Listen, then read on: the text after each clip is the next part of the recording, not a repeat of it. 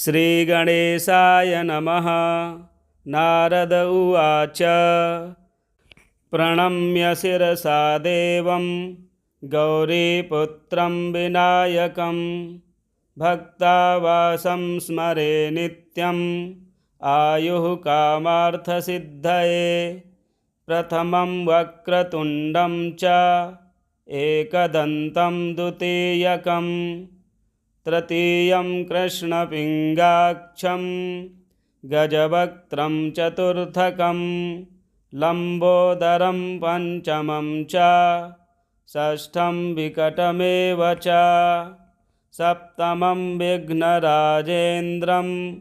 धूम्रवर्णं तथाष्टमं नवमं भालचन्द्रं च दशमं तु विनायकम् एकादशं गणपतिं द्वादशं तु गजाननं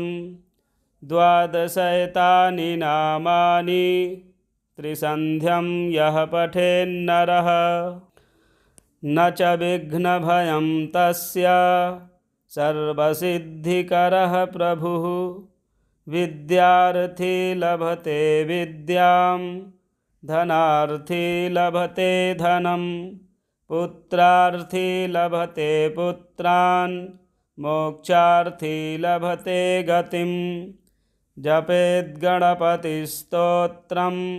षड्भिर्मासैः फलं लभेत् संवत्सरेण सिद्धिं च लभते नात्र संशयः। अष्टभ्यो ब्राह्मणेभ्यश्च लिखित्वा यः समर्पयेत् तस्य विद्या भवेत् सर्वा गणेशस्य प्रसादतः। प्रणम्य शिरसा देवं गौरीपुत्रं विनायकं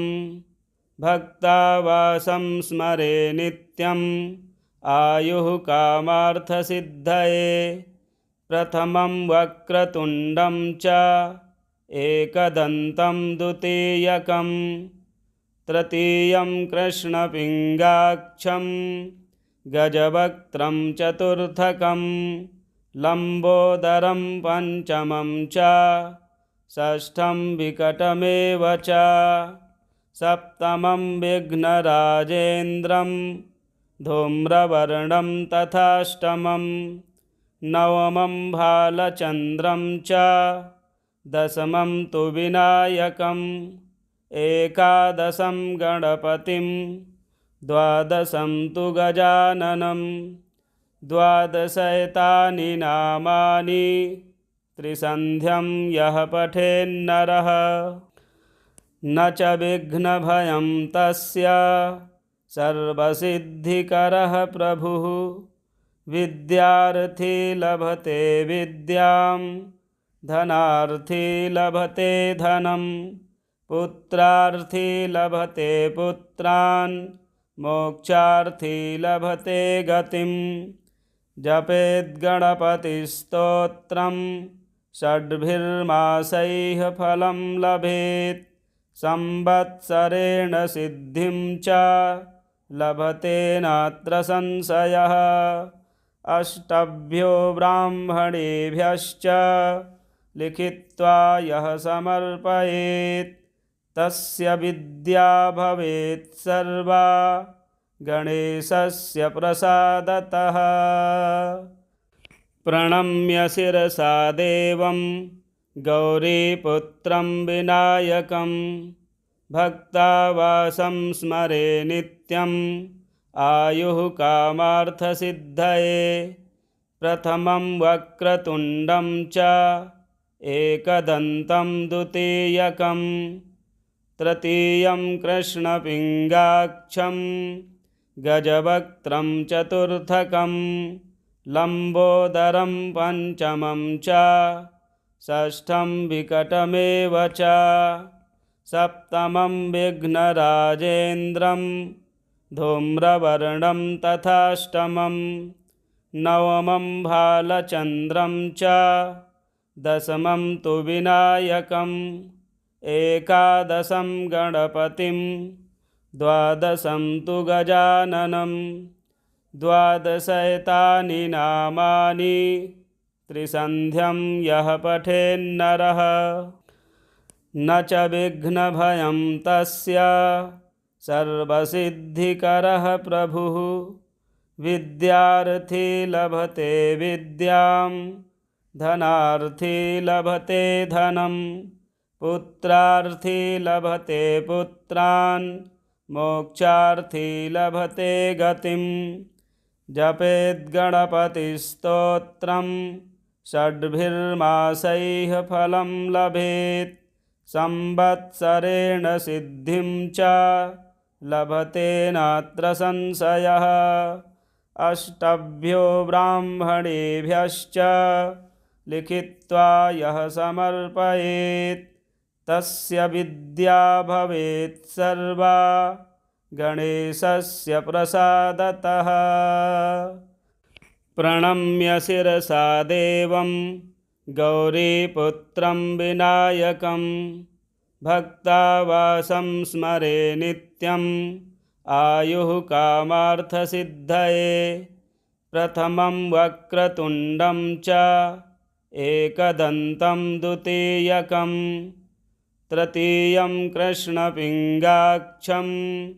गजवक्त्रं चतुर्थकं लम्बोदरं पञ्चमं च षष्ठं विकटमेव च सप्तमं विघ्नराजेन्द्रं धूम्रवर्णं तथाष्टमं नवमं भालचन्द्रं च दशमं तु विनायकम् एकादशं गणपतिं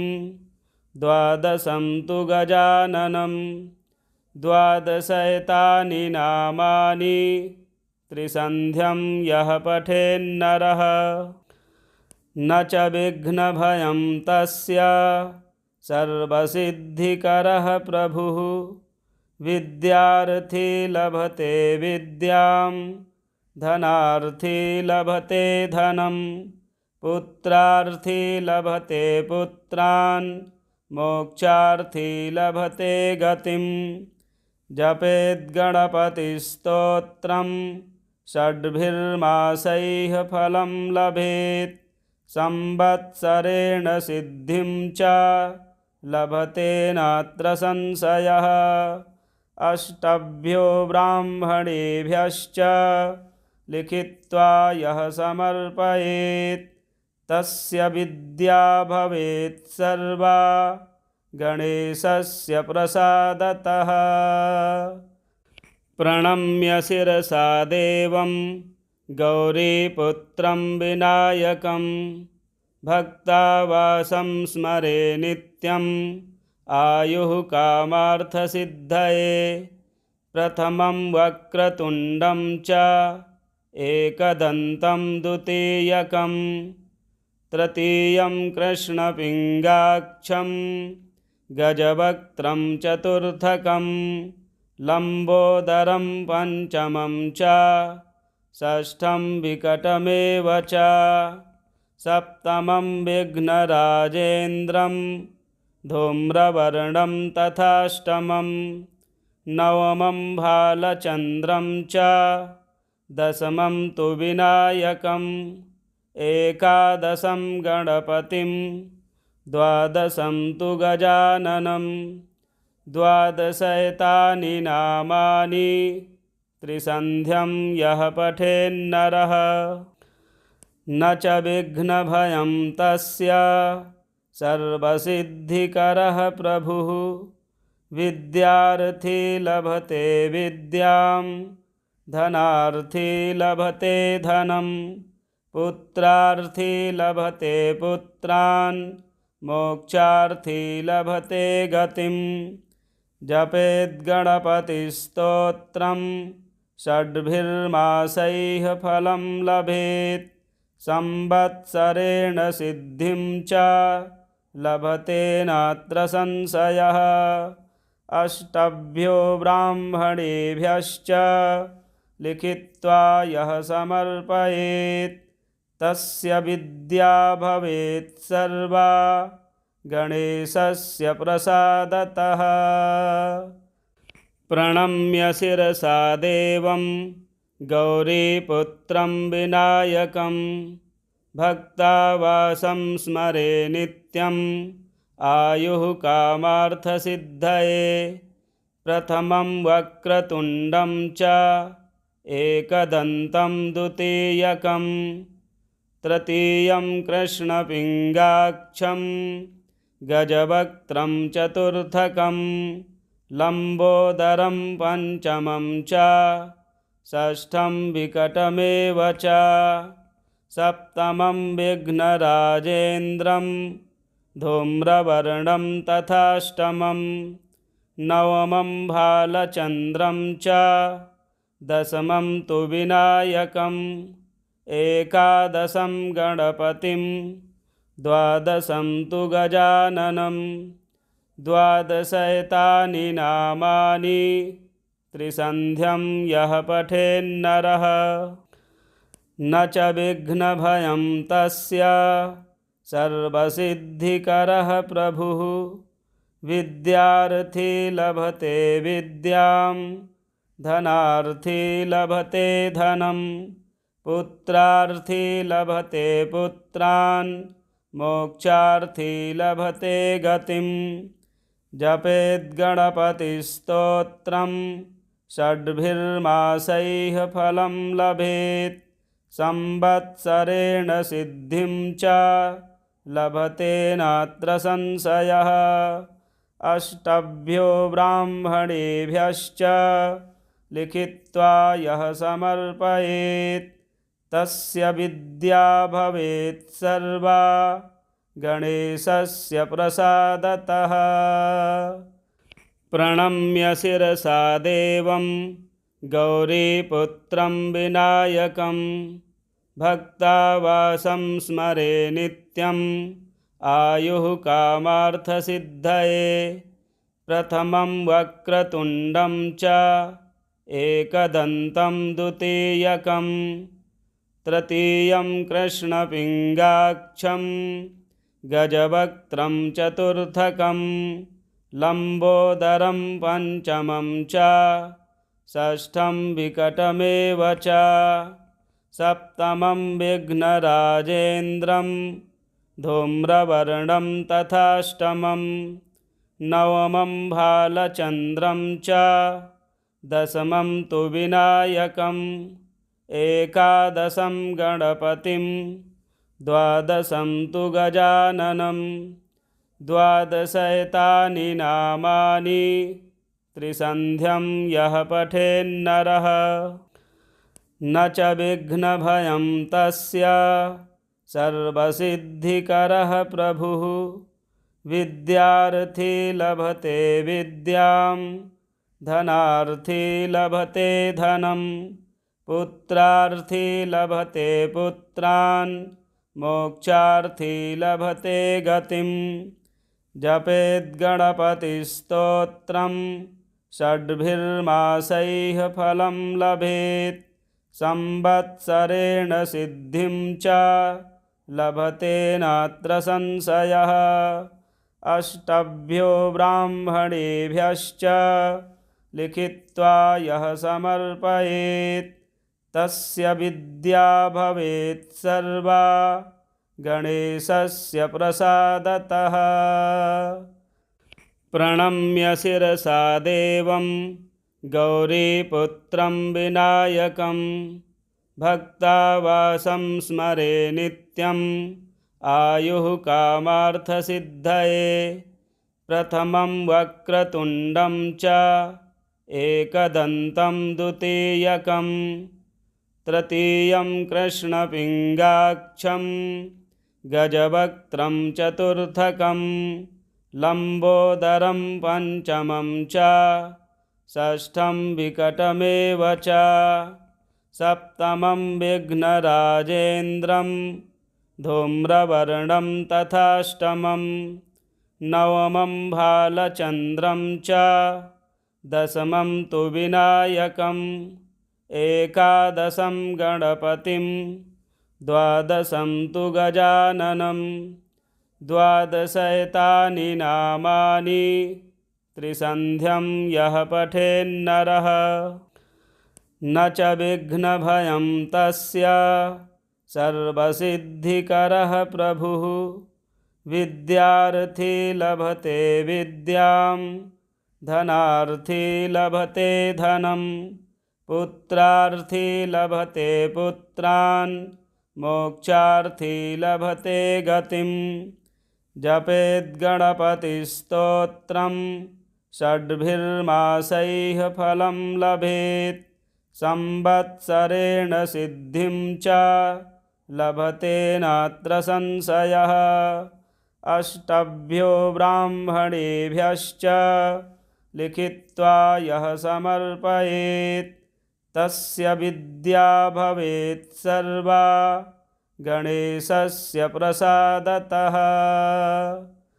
प्रणम्य शिरसा देवं गौरीपुत्रं विनायकं भक्तावासं स्मरे नित्यम् आयुः कामार्थसिद्धये प्रथमं वक्रतुण्डं च एकदन्तं द्वितीयकं तृतीयं कृष्णपिङ्गाक्षं गजवक्त्रं चतुर्थकं लम्बोदरं पञ्चमं च षष्ठं विकटमेव च सप्तमं विघ्नराजेन्द्रं धूम्रवर्णं तथाष्टमं नवमं भालचन्द्रं च दशमं तु विनायकम् एकादशं गणपतिं द्वादशं तु गजाननं द्वादशैतानि नामानि त्रिसन्ध्यं यः पठेन्नरः न च विघ्नभयं तस्य सर्वसिद्धिकरः प्रभुः विद्यार्थी लभते विद्यां धनार्थी लभते धनं पुत्रार्थी लभते पुत्रान् मोक्षार्थी लभते गतिं जपेद्गणपतिस्तोत्रं षड्भिर्मासैः फलं लभेत् संवत्सरेण सिद्धिं च लभते नात्र संशयः अष्टभ्यो ब्राह्मणेभ्यश्च लिखित्वा यः समर्पयेत् तस्य विद्या भवेत् सर्वा गणेशस्य प्रसादतः प्रणम्य शिरसा देवं गौरीपुत्रं विनायकं भक्तावासं स्मरे नित्यम्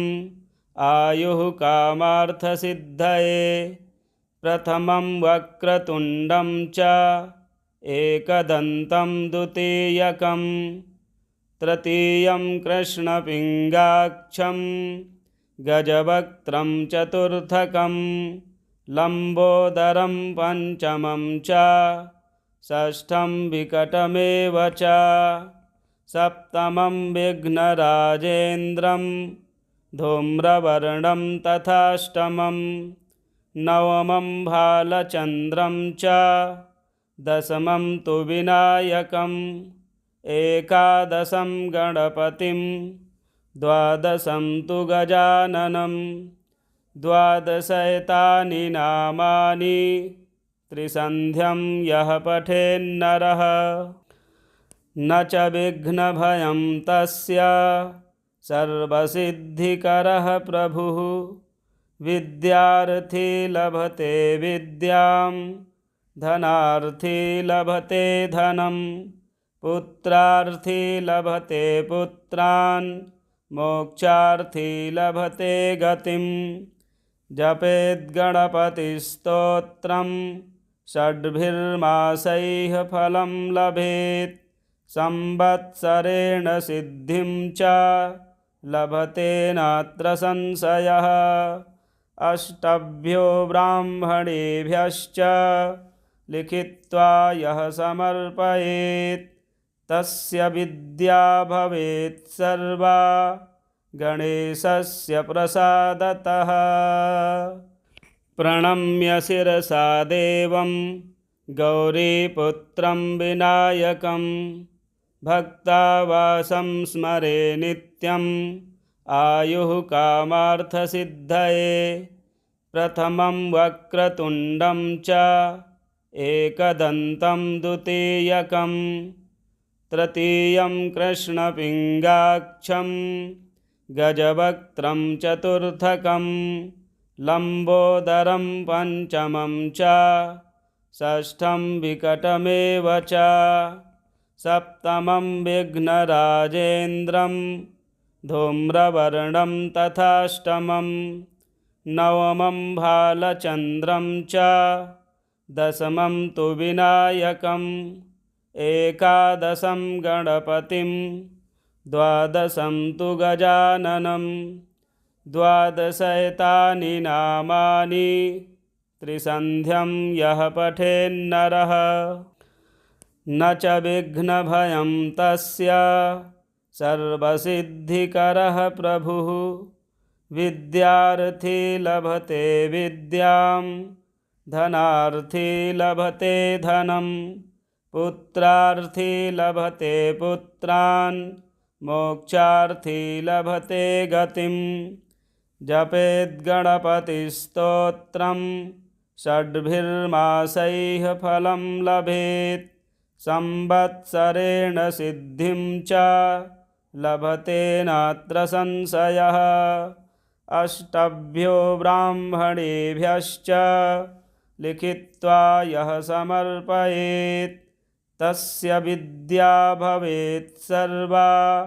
गणेशस्य प्रसादतः प्रणम्य शिरसा देवं गौरीपुत्रं विनायकं भक्तावासं स्मरे नित्यम् आयुः कामार्थसिद्धये प्रथमं वक्रतुण्डं च एकदन्तं द्वितीयकं तृतीयं कृष्णपिङ्गाक्षं गजवक्त्रं चतुर्थकं लम्बोदरं पञ्चमं च षष्ठं विकटमेव च सप्तमं विघ्नराजेन्द्रं धूम्रवर्णं तथाष्टमं नवमं भालचन्द्रं च दशमं तु विनायकम् एकादशं गणपतिं द्वादशं तु गजाननं द्वादशैतानि नामानि त्रिसन्ध्यं यः पठेन्नरः न च विघ्नभयं तस्य सर्वसिद्धिकरः प्रभुः विद्यार्थी लभते विद्यां धनार्थी लभते धनं पुत्रार्थी लभते पुत्रान् मोक्षार्थी लभते गतिं जपेद्गणपतिस्तोत्रं षड्भिर्मासैः फलं लभेत् संवत्सरेण सिद्धिं च लभते नात्र संशयः अष्टभ्यो ब्राह्मणेभ्यश्च लिखित्वा यः समर्पयेत् तस्य विद्या भवेत् सर्वा गणेशस्य प्रसादतः श्रीनारदपुराणे संकटनाशनं गणेशस्तोत्रं संपूर्णम्। प्रिय दर्शकों, संपूर्ण संकटनाश एवं विद्या प्राप्ति के लिए आप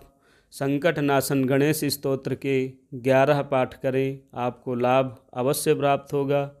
यदि अभी तक आपने हमारे चैनल को सब्सक्राइब नहीं किया तो सब्सक्राइब करें, शेयर करें, लाइक करें। मिलते हैं एक और अच्छे वीडियो में। जय श्री राम।